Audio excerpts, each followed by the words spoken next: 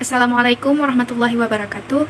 Kami dari kelompok 3 akan mempresentasikan hasil kerja kelompok kami yang berkaitan dengan sejarah psikologi industri dan organisasi. Sebelum memasuki materi tersebut, saya akan memperkenalkan anggota kelompok kami terlebih dahulu. Dengan saya sendiri, Seindah, sebagai moderator, dan juga ada teman saya, Nurul Ramadhani dan Rozatul Mainah. Jadi, psikologi industri dan organisasi ini adalah bagian dari psikologi yang menerapkan prinsip-prinsip psikologi itu ke dalam dunia kerja. Di sini ada disebutkan juga bahwa ada 4 tokoh penting pada awal perkembangan psikologi industri dan organisasi. Jadi tokoh-tokoh yang disebutkan di sini itu ada 4. Yang pertama itu yaitu Walter Dill Scott. Yang kedua itu Frederick Taylor, dan yang ketiga Lillian Muller Gliebert, dan yang terakhir yang keempat yaitu Hugo Musterberg. Pada tahun 1900, di sini penggunaan psikologi di bidang periklanan. Yang pertama itu adalah terbitnya buku karangan dari Walter Dill Scott. Nah, jadi dari buku dari tokoh tersebut itu membahas tentang, judulnya itu Theory of Advertising. Judulnya itu The Theory of Advertising. Nah, terbitnya itu pada tahun 1903, yang dipandang sebagai buku pertama yang membahas tentang psikologi sebagai suatu aspek dari dunia kerja. Yang kedua itu dari Frederick Taylor. Bukunya itu berjudul Scientific Management. Nah, buku ini membahas tentang mengenai cara paling efisien dalam melakukan suatu pekerjaan serta menciptakan alat mekanik yang sesuai dengan struktur tubuh manusia. Yang ketiga itu dari Lillian Muller Gliebert, yaitu bukunya itu Industrial Management Teknik. Nah, jadi wanita ini yang berkontribusi pada perkembangan awal. Yang terakhir itu dari Hugo Musterberg, judulnya itu Psychology and Industry Efficiency, diterbitkan di Inggris pada tahun 1913. Psikologi industri ini pertama kali mendapat perhatian besar itu pada Perang Dunia Pertama. Pada waktu itu banyak sekali calon-calon tentara yang harus ikut seleksi dan ditempatkan pada berbagai unit yang sesuai untuk dirinya. Nah, sejarah PIO berlanjut hingga terjadinya Perang Kedua.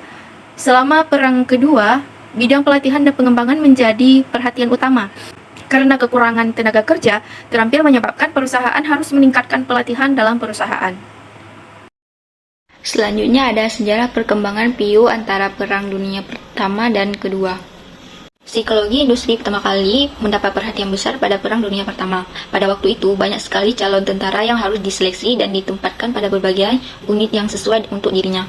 Oleh karena itu, psikolog dilibatkan untuk melakukan tes dan pada waktu itu digunakan tes kemampuan mental yang dinamakan Army Alpha dan Army Beta. Army Alpha digunakan untuk calon yang dapat membaca dan menulis, sedangkan Army Beta digunakan untuk calon yang buta aksara. Pada masa itu, John B. Watson, seorang tokoh aliran perilaku atau behavior, kebetulan juga ditugaskan sebagai perwira Angkatan Bersenjata Amerika, dan ia mengembangkan tes motorik dan pengamatan untuk mencari pilot yang potensial. Salah satu tokoh dari permulaan sejarah psikologi industri dan organisasi adalah pasangan Fred dan Lillian. Mereka mempelajari gerakan pada para pekerja dan dalam bekerja untuk meningkatkan produktivitas dan mengurangi kelelahan. Setelah suaminya meninggal, Lillian meneruskan karirnya sebagai konsultan dalam bidang industri, dan pada masa depresi ekonomi, ia menekankan perlunya penekanan biaya dan peningkatan produktivitas. Sejarah psikologi industri dan organisasi berlanjut hingga terjadinya Perang Dunia yang Kedua. Selama Perang Dunia yang Kedua, bidang pelatihan dan pengembangan menjadi perhatian yang utama. Kekurangan tenaga kerja keterampilan menyebabkan perusahaan harus meningkatkan pelatihan dalam perusahaan. Pada masa ini berkembang pula tes EGCT atau Army General Classification Test yang digunakan untuk mengklarifikasikan tentang pada tugas-tugas militer. Selanjutnya ada perkembangan sejarah PIO pasca Perang Dunia yang Kedua. Pada masa ini, masyarakat mulai banyak berkuliah di Amerika Serikat. Perguruan tinggi pun semakin banyak menawarkan prodi psikologi industri dan organisasi dengan berbagai spesialismenya. Adapun masa perkembangan psikologi industri dan organisasi khususnya dalam lingkup motivasi kerja terjadi pada tahun 1950 sampai 1960. Selain itu, psikologi mulai diterapkan untuk penjualan dibuktikan dengan adanya penelitian perilaku konsumen. Fokus kajian tersebut yaitu kebiasaan mengambil keputusan pembeli. Adapun pada masa sekarang, prinsip psikologi mulai diterapkan pada bidang pelatihan dan pengembangan individu. Adapun Katz dan Kahn pada akhir tahun 1960-an mempublis buku yang berjudul The Social Psychology of Organization, yang merupakan buku klasik psikologi industri dan organisasi. Di sini saya akan menjelaskan tentang ruang lingkup psikologi industri dan organisasi. Nah, Michel G. Amott tahun 2004 itu mengemukakan ada empat bidang utama dari psikologi industri dan organisasi. Nah, yang pertama itu psikologi personalia atau personal psychology. Nah, di mana di psikologi personalia ini berkaitan dalam bidang analisis jabatan atau pekerjaan. Nah, di mana rekrutmen dan seleksi karyawan, sistem upah dan gaji, dan juga pelatihan karyawan dan evaluasi kinerja karyawan tersebut. Nah, yang kedua ini itu ada psikologi organisasi atau organizational psychology. Nah, di mana dalam bidang ini berkaitan dengan isu-isu tentang kepemimpinan, kepuasan kerja, motivasi karyawan, komunikasi organisasi, terus ada manajemen konflik, perubahan organisasi, dan juga proses kelompok dalam organisasi tersebut. Nah, yang ketiga itu ada pelatihan dan pengembangan atau training development, di mana psikolog yang berminat terhadap bidang pelatihan ini dan juga pengembangan ini, mereka seringkali melakukan pengkajian terhadap metode-metode untuk melatih dan juga mengembangkan para karyawannya. Nah, yang keempat itu, yang terakhir itu ada ergonomik atau human factor atau ergonomik ya, di mana para psikolog di dalam bidang ini tuh mereka memfokuskan diri pada desain pekerjaan, interaksi manusia mesin, dan juga kelelahan dan stres fisik. Di dalam bidang ini itu mengkaji pada jadwal kerja yang optimal dan juga merancang desain kursi yang nyaman.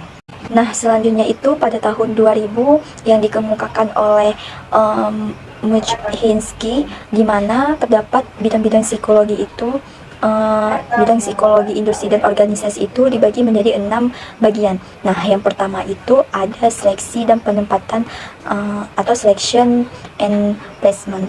Nah, di mana psikolog industri dan organisasi ini yang bekerja pada bidang ini, mereka itu mengembangkan metode-metode seleksi, penempatan, dan promosi. Nah, yang kedua itu ada pelatihan dan pengembangan, di mana di bidang ini berkaitan dengan identifikasi keterampilan-keterampilan para karyawan yang dimana perlu ditingkatkan lagi dalam rangka peningkatan kinerja. Nah, yang ketiga itu ada manajemen kinerja, di mana pada manajemen kinerja ini yaitu proses mengidentifikasi kriteria atau juga standar dalam rangka menentukan sejauh mana para karyawan itu menampilkan kerjanya. Yang keempat itu ada pengembangan organisasi.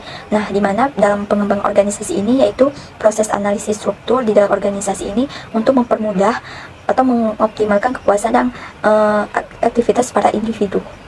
Selanjutnya itu yang kelima, yaitu kualitas kehidupan. Nah, di kualitas kehidupan ini para psikolog industri dan organisasi yang bekerja pada bidang ini itu sangat berkepentingan terhadap faktor-faktor yang berpengaruh terhadap kesehatan dan juga produktivitas para karyawannya itu. Nah, di mana kualitas kehidupan kerja ini yang tinggi akan mempengaruhi produktivitas organisasi dan juga kesehatan emosi terhadap individu tersebut. Nah, yang terakhir itu ada yang keenam, itu ergonomi. Nah, seperti yang sudah saya jelaskan tadi, di mana ergonomi ini yaitu bidang multidisiplin yang melibatkan psikolog industri dan organisasi. Nah, di mana pada bidang ini itu terkait dengan rancangan alat, pekerjaan, dan juga mesin-mesin yang dimana yang sesuai dengan keterampilan suatu individu tersebut. Baik, sekian penjelasan tentang sejarah psikologi industri dan organisasi dari kelompok kami. Mohon maaf apabila ada kekurangan. Assalamualaikum warahmatullahi wabarakatuh.